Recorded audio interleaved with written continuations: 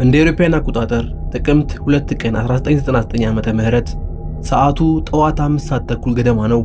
በኮሎራዶ በሚገኘው ሩዝቬልት ብሔራዊ ፓርክ ውስጥ ሁለት አሳ አጥማጆች አሳ እያጠመዱ ሳለ አንድ ያልታሰበ ነገር ተመለከቱ። በጫካው መካከል አንድ ለብቻው የሆነ የ3 ዓመት ሕፃን ልጅ እየሮጠ ነበር። አሳ አጥማጆቹ ደንግጠው ትንሽ ራቅ ብለው ሲመለከቱ ሌሎች አዋቂ ሰዎች መንገዳቸውን ሲጓዙ አዩ። አሃ አብረዋቸው የመጡ ሰዎች ይሆናሉ ብለው በማሰብ ትኩረት አልሰጡትም ነበር። ነገር ግን ይህች ቅጽበት ይህንን የ3 ዓመት ሕፃን ልጅ ጃሪድ አታዴሮስ የሰው ልጅ በሕይወት ሲያየው ለመጨረሻ ጊዜ ነበር። ጃሪድ እዚያ ጫካ ውስጥ እንዴት ሊገኝ ቻለ? አባቱ አላን አታዴሮ ልጆቹን ይዞ ከአንድ የሃይማኖት ማህበር አባላት ጋር ለሽርሽር ወደ ጫካው መጥቶ ነበር። ነገር ግን ሽርሽሩ ያለምንም ዝግጅት ወደ 15 ማይል ወይም 24 ኪሎ ሜትር የእግር ጉዞ ተቀየረ። የጉዞ መሪዎች የፈጸሙት ትልቁ ስህተት ደግሞ ሕፃናቱን የሚንከባከብና ኃላፊነት የሚወስድ አንድም ሰው አለመመደባቸው ነበር። ሁሉም ሰው ልጆቹ ሌላ ሰው እያያቸው ነው ብሎ በማሰብ ዝም አለ። ተጓዦቹ ፈጠን ብለው የሚሄዱና ወደ ኋላ የሚቀሩ ተብለው ለሁለት ተከፈሉ። በዚህ መሃል ነበር የ3 ዓመቱ ጃሪድ ጫካ ውስጥ ለብቻው የቀረው። ከሰዓታት በኋላ ሰዎቹ ጃሪድ አብሯቸው እንደሌለ ሲገነዘቡ ድንጋጤ ነገሰ። አባቱ አላን ልጁ መጥፋቱን ሲሰማ እየጮኸና ደረቱን እየመታ ጫካውን አቋርጦ ሮጠ። ነገር ግን ጃሪድ የውሃ ሽታ ሆኖ ነበር። በመቶዎች የሚቆጠሩ ፖሊሶች፣ ሄሊኮፕተሮች፣ አነፍናፊ ውሾችና ጠላቂዎች ለቀናት ጫካውን አሰሱ። ከ4 ዓመታት በኋላ ግን ሰኔ 4 ቀን 2003 ዓመተ ምህረት ሁለት ተራራ ወጪዎች ጃሪድ ለመጨረሻ ጊዜ ከታየበት ቦታ 500 ጫማ ከፍታ ባለው ገደራማ ተራራ ላይ የተቀደደ ሱሪ፣ ጫማ እና የሰው ልጅ የራስ ቅል አገኙ። የዲኤንኤ ምርመራው ቅሪቱ የጃሪድ መሆኑን አረጋገጠ። ነገር ግን አስገራሚው ምስጢር እዚህ ላይ ነው። አንድ የ3 ዓመት ሕፃን እንዴት ያንን ገደራማ ተራራ ለብቻው ሊወጣ ቻለ? ፖሊሶች በአካባቢው በሚገኝ አውሬ ወይም ኩገር ተበልቶ ይሆናል አሉ። ነገር ግን ይህንን ሐሳብ ውድቅ የሚያደርጉ መረጃዎች አሉ። በጃሪድ ልብሶች ላይ አንድም የደም ጠብታ አልነበረም።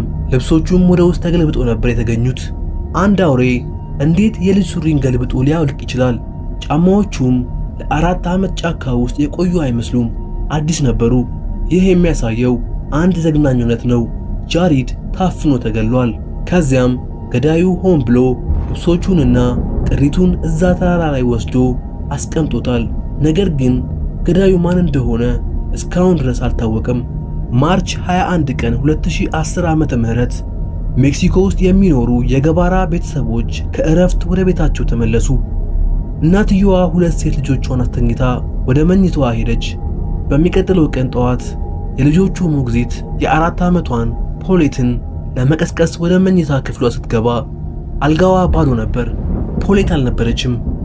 ፖሌት የከባድ አካል ጉዳት የነበረባት መናገርም ሆነ መራመድ የማትችል ሕፃን ነበረች። ቤቱ በምንም አይነት መንገድ አልተሰበረም። ሌባ የገባበትን ምልክት አልነበረም። ታዲያ ፖሌት እንዴት ልትሰወር ቻለች? ጉዳዩ ሜክሲኮን አናወጣት። እናትየዋ ሊዜት ፋራህ በቴሌቪዥን መስኮቶች እየቀረበች አጋዦችን ልጇን እንዲመለሱላት ታለቅስ ጀመር። ፖሊስ ቤቱን በውሾች ጭምር አሰሰ። 9 ቀናት አለፉ። ማርች 31 ቀን ግን አሳሳ ላይ የነበሩ ፖሊሶች ፖሌት ከጠፋችበት የገዛ መኝታ ክፍሏ ውስጥ አስደንጋጭ ነገር አገኙ። የፖሌት አስከሬን የራሷ አልጋ ፍራሽና የአልጋው ፍሬም እንጨት መሃል ተቀርቅሮ ተገኘ። እንዴት? መላው ሜክሲኮ ግራ ተጋባ። ቤቱን ሲያተራምሱ የነበሩ ፖሊሶች፣ አነፍናፊ ውሾች፣ ቤተሰቦች እንዴት ለ9 ቀናት ያህል አልጋ ውስጥ ያለን አስክሬን አላዩም? እንዴት ሽታው አልረበሻቸውም? ሚስጥሩ ሲጋለጥ ነገሩ ሁሉ የተቀነባበረ ፊልም እንደነበረ ታወቀ። ፖሊሶች አስከሬኑን ባገኙበት ቪዲዮ ላይ በአልጋው አንሶላ ላይ ትላልቅ የደም እጥፋቶችን ይታዩ ነበር። ነገር ግን በፖሊስ ሪፖርት ላይ ምንም አይነት ጥቃት አልተፈጸመባትም፣ በራሷ ተንከባላ ገብታ ታፍና ነው የሞተችው የሚል የሐሰት መግለጫ ወጣ። እናትየዋ ሊዜት በቴሌቪዥን ስታለቅስ ኢንተርቪው የሰጠችው እኮ ፖሌት ተደብቃበት በነበረው በዚያው አልጋ ላይ ተቀምጣ ነበር። እንዴት የገዛ ልጇ አስከሬን የተቀመጠበት አልጋ ላይ ተቀምጣ ቃለ መጠይቅ ልትሰጥ ትችላለች። ፖሊስ ሆን ብሎ ጉዳዩን አድበስብሶታል። ፖሌት መጀመሪያውንም አልጋ ስር አልነበረችም። ገዳዮቿ ወላጆቿ እንደሆኑ ብዙዎች ያምናሉ። ቆየት ብለውም አስከሬኑን አልጋ ውስጥ እንደዶለቱት ይገመታል። እውነታው ግን ከፖሌት ጋር አብሮ ተቀብሯል። ሐምሌ 25 ቀን 1996 ዓመተ ምህረት ያን ሜዶውስ የተባለች እናት የ3 ዓመት ልጇን ሉሲን መኪናዋ ውስጥ ትታ በአቅራቢያዋ ወዳለ የገበያ ማዕከል ገባች። ከጥቂት ደቂቃዎች በኋላ ስትመለስ ሉሲ መኪና ውስጥ አልነበረችም። እናትየዋ ወዲያውኑ ለፖሊስ አሳወቀች። ነገር ግን ፖሊሶች ምርመራ ሲጀምሩ የእናትየዋ ታሪክ መለዋወጥ ጀመረ። መጀመሪያ ለሴኮንዶች ነው ዞር ያልኩት ያለችው እናት ቆየት ብላ ደግሞ ከ10 ደቂቃ እስከ 15 ደቂቃ ቆይቻለሁ አለች። ይህ የሰዓት ልዩነት ፖሊሶችን ጥርጣሬ ውስጥ ከተታቸው። ፖሊሶች እናትየዋን የውሸት መመርመሪያ ፖሊግራፍ ቴስት ሲያደርጉላት ፈተናውን 2 ጊዜ ወደቀች። እናትየዋ ይህንን ስታይ ከፖሊስ ጋር መተባበር አቆመች። ሚስጥሩ የከረፋ የመጣው ከቀናት በኋላ ነበር። አንድ ጎረቤት ሉሲ በጠፋችበት ዕለት ማለዳ ላይ ሕፃኗ ያለ አግባብ ለብሳ ውጪ ላይ ቆማ ስታለቅስ እንዳያት ለፖሊስ መሰከረ።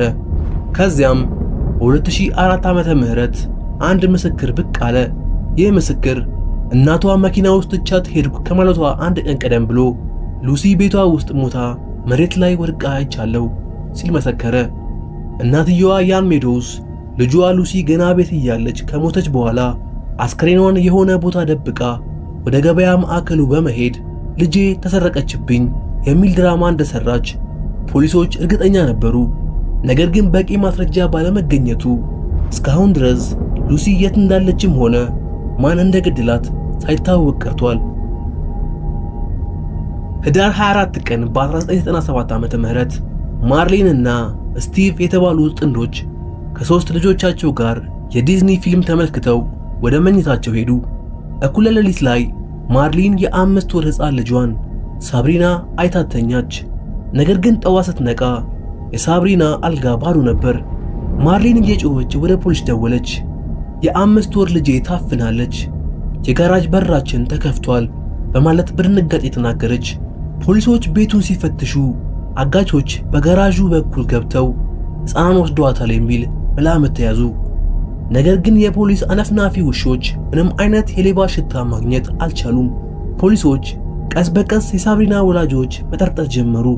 ማርሊን እና ስቲቭ በቴሌቪዥን መስኮት እያቀረቡ አጋቾች ልጃቸውን እንዲመልሱላቸው ቢጠይቁም ፊታቸው ላይ ምንም አይነት ሐዘንና ስሜት አይነበብም ነበር። ይህ ደግሞ ፖሊሶችን ይበልጥ አጠራጠራቸው።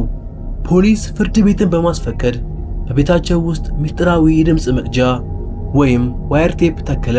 ለ3 ወራት ያህል ከ2600 በላይ ንግግሮች ተቀረጹ።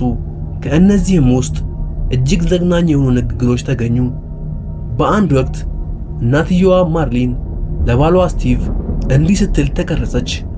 ልጇ ሞታ ተቀብራለች። የተገኘችውም አንተ ስላደረግከው ነው። ልጇ ሞታለች። ምንም ብትል አድርገኸዋል። ስቲቭም ሲመልስ የማደርገው ነገር አልነበረም። ፖሊስ ቢያስረንም ከቤተሰባችን ምስጢር ውጪ ምንም አልናገርም አላት።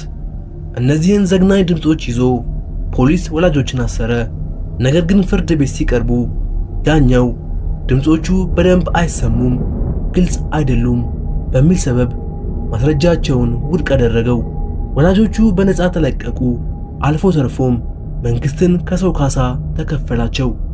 ዛሬ ላይ ከ27 ዓመት በኋላ ሳብሪና የት እንዳለች ሞታ ይሁን በሕይወት አትታወቅም። ወላጆቿ አሁንም ድረስ ልጃችን በሕይወት አለች ይላሉ። እውነታውን ግን የሚያውቁት ራሳቸው ብቻ ናቸው።